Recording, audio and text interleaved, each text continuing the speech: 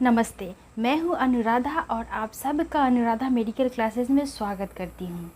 हम मनुष्य हैं तो मनुष्यों का जीवन में एक दैनिक दिनचर्या जो होती है उसमें विभिन्न प्रकार के हम लोग काम करते हैं, जिसमें खाना पीना, नहाना, कपड़े धुलना, बहुत सारे एक्सेट्रा एक्सेट्रा जो भी आपके दिमाग में आता है वो सारे काम करते हैं। लेकिन जब हमारे आसपास या हमारे घर में कोई अच्छा चीज़ बनते रहता है किचन में, या फिर कोई खुशबूदार अगरबत्ती अगर बहुत दूर में भी जल रही है, तो हम उस चीज़ को कैसे पहचान जाते हैं। नाक जो हमारा होता है वो सेंसरी ऑर्गन है और नाक में रिसेप्टर होते हैं सेंसरी चीज़ को एक्सेप्ट करने के। तो फिर हम कोई भी चीज़ अच्छा है या बुरा है या हम सूंघ के पता करते हैं।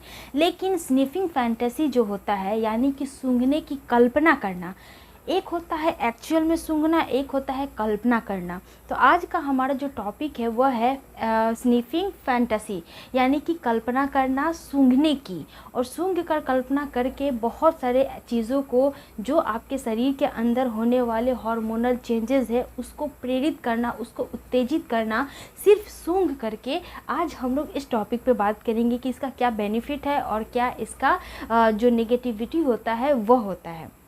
तो आप सब जानते हैं कि मेरा अनुराधा मेडिकल क्लासेस चैनल है, तो जो लोग नए हैं वो लोग चैनल को लाइक, शेयर और सब्सक्राइब कर देंगे और मेरे साथ जुड़े रहने के लिए बेल आइकन को भी ज़रूर दबा देंगे।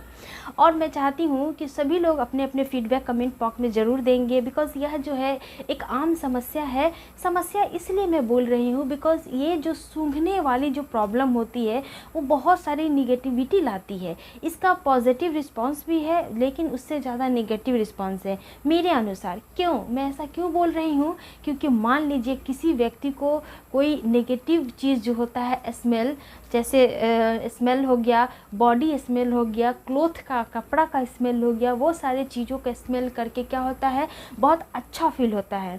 यानी कि हमारे दैनिक दिनचर्या में जो लोग मैरिड है और अनमैरिड है, मैं दोनों का बात कर रही हूँ, हम सब एक फिज़िकल रिलेशन की तरफ क्या होते हैं, आकर्षित होते हैं।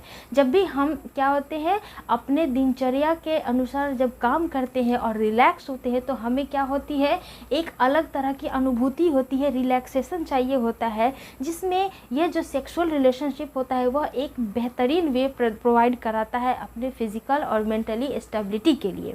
लेकिन जब इस चीज़ का कल्पना आप बहुत ज़्यादा मात्रा में करने लगते हैं, सिर्फ सोचना और एक्चुअल में करना दोनों में डिफरेंस हो जाता है। जब आप एक्चुअल में करते हैं तो आपका उसको फिज़िकली के साथ साथ मेंटली भी रिस्पॉन्स तुरंत देखने को मिलेगा।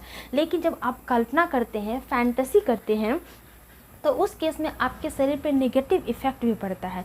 मान लीजिए आप कहीं पे ग्रुप में बैठे हुए हैं और किसी फीमेल का परफ्यूम अगर बहुत अच्छा लगा के आई हुई है, या फिर कोई मेल है और फीमेल उस मेल के स्ट्रॉन्ग बॉडी परफ्यूम की वजह से अट्रैक्ट हो रही है, या फिर दोनों एक दूसरे से अट्रैक्ट हो रहे हैं, मैं मेल और फीमेल दोनों का बात कर रही हूँ, तो ऐसा मत समझिएगा कि ये सिर्फ मेल के केस में ही होता है। फीमेल्स के साथ भी ये स्निफिंग फैंटेसी देखने को मिलता है, जिसमें जब हम अट्रैक्ट होते हैं तो उस क्रिया के दौरान हमारे बॉडी में बहुत सारे क्या होते हैं, कुछ चेंजेस आपको देखने को मिलेंगे। जैसे आपके बॉडी के ऊपर के जो बाल होते हैं, जिसको हम लोग रोएं भी बोलते हैं, वो क्या होते हैं, वो खड़े हो जाएंगे। अगर एक कंडीशन है, अगर जो वैक्स नहीं करवाया हुआ है उसी के पास रोएं होंगे, जो वैक्स करवा रही है उसके तो रोएं दिखेंगे ही नहीं। लेकिन रोएं को होना बहुत ज़रूरी है, बिकॉज़ ये नेचुरल प्रकृति का बनाया हुआ चीज़ है और इसका होना बहुत ज़रूरी है। बिकॉज़ इसी पोर के माध्यम से, जहाँ से बाल आपके निकले होते हैं, वहाँ पे एक छिद्र होता है, उसी छिद्र के माध्यम से जो शरीर का वेस्ट प्रोडक्ट होता है, टॉक्सिक चीज़ होते हैं, वो शरीर से बाहर निकलते हैं और गैसों का आदान प्रदान अच्छे से होता है, जिस वजह से हमारे शरीर में गैसेस का क्या होता है, एबिलिटी आराम से अच्छे से परिपूर्ण रूप से बना रहता है, जिस वजह से हमारे बॉडी को अच्छे से ऑक्सीजन की प्राप्ति होती है। आगे बात समझ में? हाँ, तो मैं टॉपिक पे आती हूँ। आपके रोए खड़े हो जाएंगे। मान लीजिए मेल का बात करते हैं तो उनके पेनिस में इरेक्शन स्टार्ट हो जाता है, दैट मीन्स टाइटनेस स्टार्ट हो जाता है, और फिर धीरे धीरे आपका पेनिस क्या होता है, बाहर की तरफ मूव करने लगता है और आप बहुत ही ज़्यादा अनकंफर्टेबल फील करते हैं।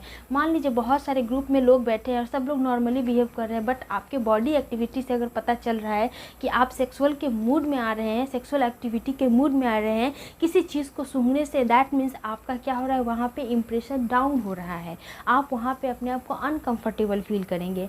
मान लीजिए किसी भी पार्टी फंक्शन में गए हैं, किसी के इनफैक्ट घर भी गए हैं और आपको इस तरह के सूंघने के केस में बहुत सारी चीज़ इंक्लूड हो सकते हैं। बॉडी का स्मेल हो सकता है, पसीने का स्मेल हो सकता है, बहुत सारे लोगों को सॉक्स मोजे के स्मेल से भी होती है, बहुत सारे अंडर गारमेंट्स के भी स्मेल से होती है। अगर किसी भी व्यक्ति को इस प्रकार के चीज़ों से के स्मेल करने से सेक्सुअल एक्टिविटी का प्लेज़र का अनुभूति होता है, प्लेज़र मतलब होता है खुशी, आपको बहुत ज़्यादा सेटिस्फेक्शन वाला अनुभूति हो रहा है, तो वो ठीक है जब आप अकेले रहते हैं। लेकिन कंटिन्यूअसली अगर इस तरह से होता है तो आपके बॉडी में जो आपका सेक्सुअल हार्मोन होता है वो रिलीज़ होता है और धीरे धीरे बहुत ज़्यादा मात्रा में रिलीज़ होने लगता है।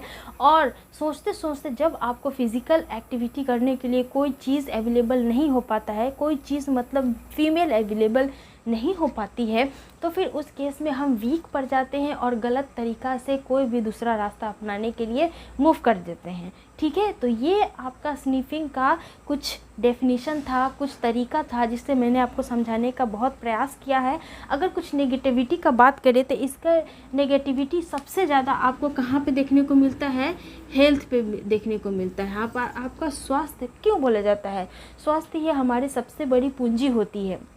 हमारा स्वास्थ्य सही तो सब चीज़ सही है। मान लीजिए स्निफिंग कर रहे हैं, बार बार आपके शरीर से हार्मोनल क्या हो रहा है, रिलीज़ हो रहे हैं, सेक्सुअल हार्मोन रिलीज़ हो रहे हैं और उस वजह से आपका क्या हो रहा है, डिस्ट्रैक्शन आ रहा है। मान लीजिए प्रॉपर वे में आपको किसी चीज़ का काम करना है और वहाँ पे आपका माइंड केंद्रित नहीं हो पा रहा है, तो आप समझिए कि आप डिस्ट्रैक्ट हो रहे हैं। इसके अलावा मान लीजिए आप किसी व्यक्ति के कपड़ों को चुरा करके लाते हैं। मुझे याद है मैं क्राइम वीडियोज़ में देखती थी, एक एपिसोड में मैंने देखा था, एक जेंट्स था, वो छोटी बच्ची के प्रति आकर्षित हो गया था और फिर उसके ड्रेसेस को क्या किया था, अंडरगारमेंट्स को छुपा करके अपने पास ला करके उसको स्निफिंग करके फील कर रहा था, जो सही नहीं है। मान लीजिए आप किसी व्यक्ति के अंडरगारमेंट्स को चुरा करके ले आते हैं या फिर किसी भी प्रकार से, तो आपको क्या पता कि उस कपड़े में अच्छाई है या बुराई है। अच्छाई या बुराई का मतलब है कि वो इन्फेक्टेड है या फिर नॉन इन्फेक्टेड है।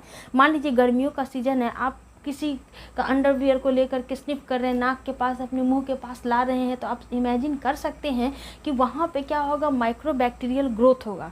क्या होगा, माइक्रोबैक्टीरियल ग्रोथ होगा, जो आपके नाक के माध्यम से, मुंह के माध्यम से आपके बॉडी में एंटर कर सकता है और आपको वेरियस टाइप्स के क्या हो सकते हैं, प्रॉब्लम्स को क्रिएट कर सकता है। मान लीजिए अंडरगारमेंट्स है, तो आप जानते हैं कि सेक्सुअली ट्रांसमिटेड डिजीज़ जो होते हैं ऑब्वियसली फ्लूइड के माध्यम से होते हैं। वेजाइनल से निकलने वाले जो फ्लूइड होते हैं उससे होते हैं, पेनिस के द्वारा निकलने वाले जो फ्लूइड होते हैं उसके माध्यम से होते हैं। और वो फ्लूइड अगर उस अंडरगारमेंट्स में लगा हुआ है और उसको आप अपने नाक के पास, बॉडी के में टच कर रहे हैं, तो फिर वो उस तरह का ग्रोथ जो है आपके पास शरीर में भी पनपने लगेगा और धीरे धीरे आपको सबसे पहले स्किन एलर्जी देखने को मिलेगा, स्किन प्रॉब्लम देखने को मिलेगा और धीरे धीरे आपका जो भी आइडेंटिटी है, जो भी लक्ष्य है, टारगेट है, वो क्या होगा, धीरे धीरे उसमें कमी आती जाएगी, आप बैक होते जाएंगे और आपका निगेटिविटी स्निफिंग वाला की वजह से केस जो है ये आगे बढ़ते जाएगा और आप निगेटिविटी की तरफ बहुत ज़्यादा मूव करने लगेंगे। इसलिए मैं रिक्वेस्ट करूँगी कि अगर किसी व्यक्ति को इस तरह से करने का आदत है बहुत ज़्यादा मात्रा में, तो वह अपने आप को थोड़ा सा कंट्रोल करे और आपका जो जहाँ पे लक्ष्य है, जो आइडेंटिटी है आपको उसमें उसको मेंटेन करके रखिए। मैं जानती हूँ कि हर व्यक्ति को कुछ नीड्स होते हैं आपके बॉडी को लेकर के, लेकिन वेट कीजिए। जब आपका एक एज बना दिया गया हुआ है कि 21 वर्ष के बाद आप मैरिज कर सकते हैं, जस्ट बिकॉज कि आपका बॉडी को 21 वर्ष के बाद ज़रूरत है इस चीज़ की, फिज़िकली रिलेशनशिप बनाने की, तो फिर आप मैरिज कर लीजिए, शादी कर लीजिए, या फिर आपको लिविंग में रहना है आप उस तरह से रह सकते हैं। लेकिन लिविंग में रहने के बहुत सारे साइड इफ़ेक्ट होते हैं जो मैं आपको नेक्स्ट वीडियो में बताऊँगी। लेकिन इस वीडियो में ये आपका स्निफिंग फैंटेसी जो था इतना समझ में आ गया होगा, तो मुझे पता है कि आप सब बहुत सारा अपना प्यार देंगे लाइक, शेयर और सब्सक्राइब करके। तो कोई भी डाउट होगा तो डाउट पूछ सकते हैं मुझसे, और मेरे Instagram channel Anuradha medical classes, जिसका लिंक भी दिया हुआ है चैनल के डिस्क्रिप्शन में, वहाँ जा करके आप मेरे साथ डायरेक्टली बात कर सकते हैं मैसेज के थ्रू। ठीक है, तो मिलते हैं नेक्स्ट वीडियो में एक नए टॉपिक के साथ। अपना ध्यान रखिए। जय हिंद।